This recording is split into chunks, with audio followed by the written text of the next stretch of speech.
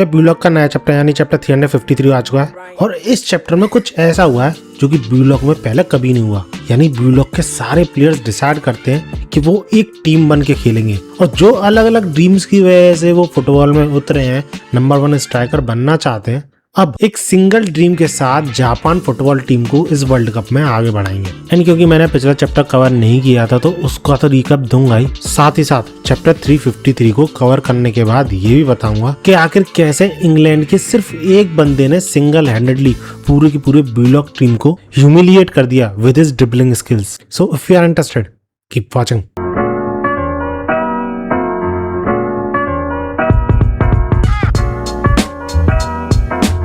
तो यार हम स्टार्टिंग में ही देखते हैं एक मॉन्स्टर को बावला होते हुए, जो कि और कोई नहीं जापान फुटबॉल यूनियन का चेयरमैन था। अरे वही पैसों का भूखा खूसट बुड्ढा।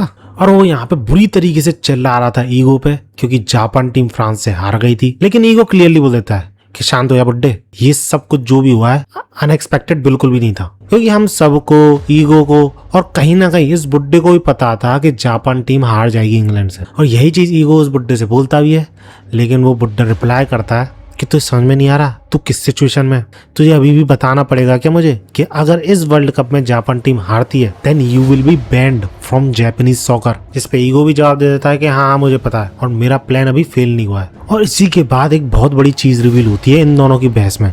ये बुड्ढा रिवील करता है कि साइतोशी जापान टीम को तब ज्वाइन करेगा जब जापान ग्रुप स्टेजेस को क्लियर कर लेगा। लेकिन वही साइड बी प्रोजेक्ट के जो प्लेयर्स हैं वो सिर्फ नॉकआउट स्टेजेस में ज्वाइन करेंगे जापान टीम को। तो यार ये काफी ज्यादा अनएक्सपेक्टेड था। मैं तो सोच रहा था कि नागी और साई एक साथ जापान टीम को ज्वाइन करेंगे, जिस वजह से ब्लूलॉक की टीम यानी जापान की टीम अनडिफीटेबल बन जाएगी। लेकिन शायद एक एक करके वो ज्वाइन करने वाले हैं। जिसपे ईगो ये जवाब देते हुए जाता है इस बुड्ढे को कि चुप हो जा बुड्ढे, ये गैम्बल मैंने स्टार्ट किया था और मुझे अच्छी तरीके से पता है इसे कैसे जीतना है। जिसपे ईगो वहां से चला जाता है। लेकिन ये बुड्ढे को हम बोलते हुए सुनते हैं कि सिर्फ तू नहीं है जिसने गैम्बल खेला है।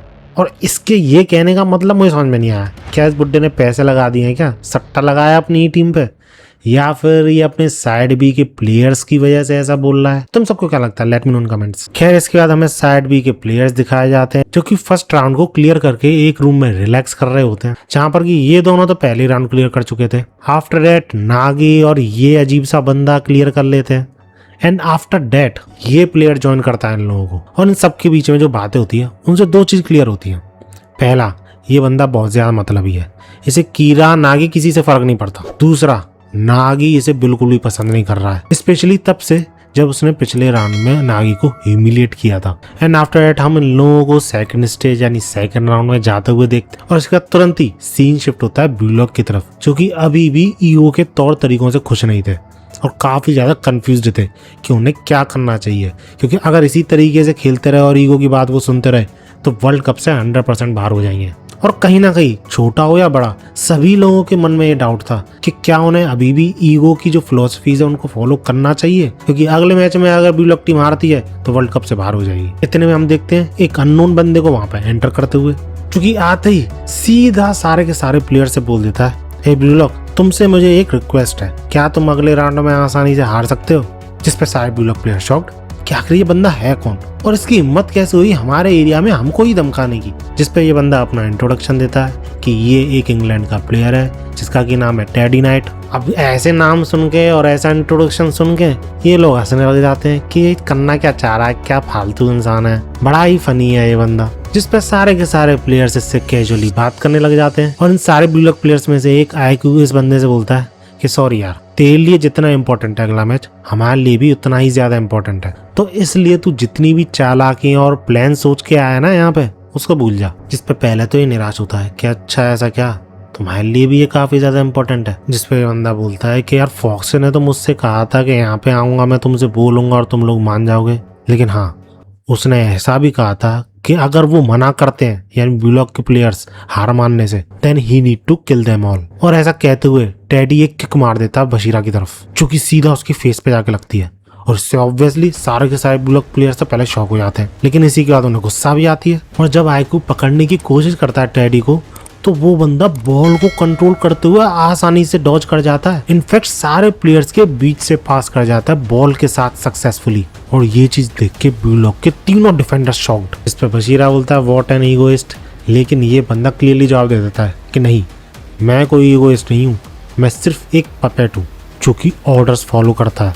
And I will be honest, ऐसा करना नॉर्मल बंदे के हाथ में तो था नहीं।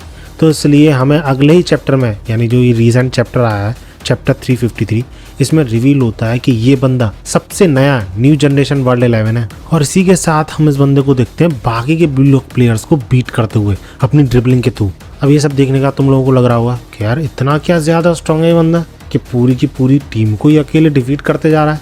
लेकिन सोचने वाली बात ये भी है कि ब्लू लॉक की पूरी टीम ने अभी अभी प्रैक्टिस की है, काफ़ी ज़्यादा ये लोग थके हुए हैं, इसलिए शायद अपने फुल पोटेंशियल के साथ इसके अगेंस्ट में नहीं खेल पा रहे, ना ही इसको पकड़ पा रहे। लेकिन यार स्टिल कितने भी थके क्यों ना हो, 5-6 जने मिलके एक जने को नहीं रोक पा रहे, ये बड़ी बात तो है। पता ही नहीं है इंग्लैंड को कैसे हराएंगे, क्योंकि ये बंदा इतने सारे प्लेयर्स को बीट करने के बाद भी पूछता है अब तुम लोग मुझे बताओ और कितने लोगों को मुझे बीट करना पड़ेगा सो दैट तुम अपने आप बाहर हो जाओ अगले मैच से।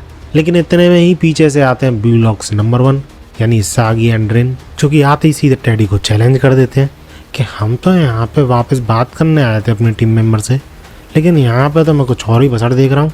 क्या चाहिए, बॉल छीननी है ना तुझसे, तू तुरंत चला जाएगा ना यहाँ से, ठीक है। एंड डेट्स हाउ रिन एंड सागी दोनों एक साथ भिड़ जाते हैं टेडी से। एंड टू बी ऑनेस्ट मैं ये चीज़ देख के सोच रहा था कि ये दोनों मिलकर हरा देंगे, लेकिन नहीं, टेडी इन दोनों पे एक साथ भारी पड़ता है और इन दोनों को ही बीट कर देता अगर रिन इसकी शर्ट पकड़ के फेंकता नहीं तो। लेकिन टेडी इतना तेज था कि इस फेंकने से भी वो बच जाता, लेकिन बचने की कोशिश में अपनी बॉल खो बैठता। अब भले ही ये चीज़ चीटिंग से हुई हो, लेकिन इसागी स्टील करने में कामयाब होता है बॉल को, इसलिए टेडी को वहाँ से जाना पड़ता है। लेकिन जाने से पहले जब टेडी पूछता है इसागी से कि तू है कौन, क्योंकि उसी ने बॉल छीनी थी, तो इसागी जवाब में पता क्या बोलता है, I am blue locks इसागी Yoichi. अब ये चीज़ इसागी बोलता बड़े ही बैड तरीके से स्टाइल मारते हुए, बट टेडी एक चीज़ ऐसी बोल देता है जो चीज़ इसागी को भी शॉक कर देती है। And that thing is, teddy ये बोलता है कि बिना ब्लू लॉक के तो इसागी योइची रह जाएगा। मतलब अब ये चीज़ सुनने में सिंपल सी लग रही है, लेकिन सोचा जाए तो ये चीज़ सच है। बिना ब्लू लॉक के इसागी की वैसे कोई पहचान नहीं है, क्योंकि ब्लू लॉक में जो भी चीज़ उसने अकम्प्लिश करी हैं वो बाकी के वर्ल्ड में जितने भी प्लेयर्स हैं उनको मैटर थोड़ी करती हैं। तो इसलिए कहा जा सकता है अभी भी इतना अच्छा प्लेयर बनने के बावजूद इसागी की खुद की कोई पहचान नहीं है, ब्लू लॉक से उसकी पहचान है। इसके बाद ब्लू लॉक प्लेयर्स में थोड़ी बातचीत होती है, वो काफ़ी सरप्राइज थे कि रूल्स तोड़ने के बाद ही वो उस बंदे को रोक पाए, और वो भी सिर्फ एक ही बंदा था। पूरी इंग्लैंड टीम जब खेलेगी इस बंदे के साथ, then it will be impossible to stop them. लेकिन आईक्यू पीछे से बोलता है कि चिंता मत करो यार, मैं 100% श्योर हूँ वो बंदा आया ही इसलिए था सो डैट वो मेंटली हमसे जीत सके और हम पहले से ही इंग्लैंड से होने वाले मैच से घबराने लग जाएं। और तुम खुद सोचो ना, अगर इंग्लैंड की टीम ने इतना बड़ा कदम उठाया है कि उनके प्रैक्टिस ग्राउंड में जाओ, उनको चैलेंज करो, उनको शो करो अपनी कैपेबिलिटीज़, तो इसका मतलब ये है कि वो भी हमसे घबराए हुए हैं, नहीं तो उन्हें करने की ये ज़रूरत ही नहीं पड़ती। जिस पे सागी भी एग्री कर जाता है कि एग्जैक्टली, क्योंकि इंग्लैंड के लिए भी और जापान के लिए अगला ही मैच काफ़ी ज़्यादा इंपॉर्टेंस रखने वाला है, डू और डाई वाली सिचुएशन है दोनों के लिए ही। लेकिन इसी के बाद सागी ये भी बोलता है कि हम ऐसी ही सिचुएशन में तो हमेशा इवॉल्व करते हुए आए हैं, हमारी ईगो और भी ज़्यादा स्ट्रांग हुई है। जिस पर सारे प्लेयर्स चुप, क्योंकि उनको भी ये रियलाइजेशन था कि हाँ ये बात बिल्कुल सही है। जिस पे सागी एक्सप्लेन करता है कि मैंने काफ़ी टाइम सोचा और सोचने के बाद मैंने रियलाइज़ करा कि हम फ्रांस से मैच क्यों हारे हैं, और वो भी इतनी बुरी तरीके से। जिसका रीज़न सागी ये बताता है कि हाँ, फ्रांस काफ़ी ज़्यादा स्ट्रॉन्ग थी, नो डाउट, उनकी इंडिविजुअल स्किल्स हमसे काफ़ी ज़्यादा बेहतर थी, but the biggest problem was our mentality. हम सभी ओवर कॉन्फिडेंट हो गए थे, क्योंकि फ्रांस से पहले तक हम जीतते हुए आ रहे थे, किसी भी टीम से मैच करवा लो, और जब नाइजीरिया से हम जीते चरम सीमा पे पहुंच गया। हमें ऐसा लगने लगा कि वर्ल्ड हमारे अराउंड रिवॉल्व करता है, जिस पे बाकी प्लेयर्स एग्री भी करने लग जाते हैं, क्योंकि नियो ईगोस लीग की वजह से, PLTV की वजह से वो काफ़ी ज़्यादा पॉपुलर हो गए थे, तो ये होना तो ऑब्वियस था। पर सागी सारे प्लेयर्स को रियलाइज़ करवाता है कि हम जीते या फिर हारें, वर्ल्ड कप जीतने से पहले तक जापान ही रहेगा, मीनिंग जापान फेवरेट टीम कहलाएगा ही नहीं, क्योंकि ना ही जापान बर्थ प्लेस है सॉकर की, ना ही सॉकर में सुपर पावर है, और ना ही ये इकलौता स्पोर्ट है जो कि जापान में पसंद करा जाता है। जिस वजह से अगर तुम सॉकर में जापान की हिस्ट्री देखने जाओगे तो तुम्हें ज्यादा कुछ नहीं मिलेगा, और तुम कह सकते हो करेंटली हम ही लोग हैं जो कि जापान की सॉकर में हिस्ट्री लिख रहे हैं। तो इसलिए हम सेंटर ऑफ द वर्ल्ड है ये भूल जाना चाहिए और विक्ट्री का प्रेशर हमें छोड़ देना चाहिए, क्योंकि भले ही इस वर्ल्ड कप में जापान सुपर पावर ना हो, लेकिन डार्क हॉर्स जरूर है जिसपे सारे प्लेयर्स एक्साइटेड महसूस करने लग जाते हैं और वो सब एग्री करने लग जाते हैं साई से कि हमें एक यूनिफाइड ड्रीम चाहिए जिसको कि सारे लोग एक साथ फॉलो कर सकें, और हमारे जो फ्रेगमेंटेड ड्रीम है उन्हें कम से कम इस वर्ल्ड कप तक के लिए छोड़ देना चाहिए। एंड दैट्स हाउ ये सारे प्लेयर्स एक तरीके से ढंग से टीम अप कर जाते हैं अपने मेंटल लेवल पे। और अब अगली बार जो मैच खेलेगी ब्लू टीम वो काफी ज्यादा अलग होने वाला है। तुम सब लोगों को क्या लगता है, क्या क्या चेंजेस आएंगे, कौन सा प्लेयर किस तरीके से अलग खेलेगा? लेट मी नो इन कमेंट्स। बाकी वीडियो अच्छी लगी तो लाइक जरूर करना, ऐसी वीडियोस के लिए मेरे चैनल को सब्सक्राइब कर लेना। मिलते हैं अगली वीडियो में और भागो।